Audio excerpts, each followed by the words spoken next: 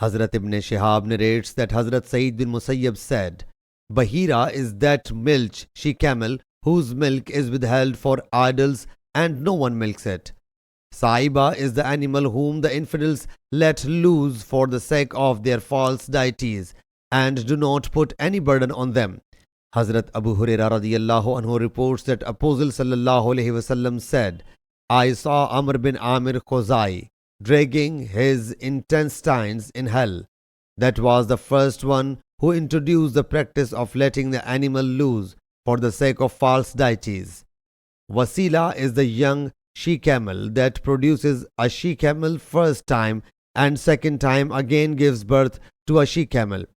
So the infidels would let such animals loose for their idols provided it would consecutively give birth to two she-camels without a male camel in between. And Ham was the male camel about which the owner fixed the number of offspring he required from him, and when the coveted number was obtained, that would also be let loose for the idols, and they would not use them for transportation, nor would place any heavy object on it, and call it Hami.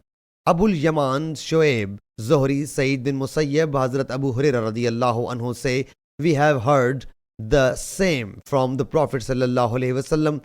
Ibn Had, Ibn Shihab, Sayyid, Hazrat Abu Hurairah radiyallahu anhu say that they heard from the Prophet sallallahu alaihi wasallam.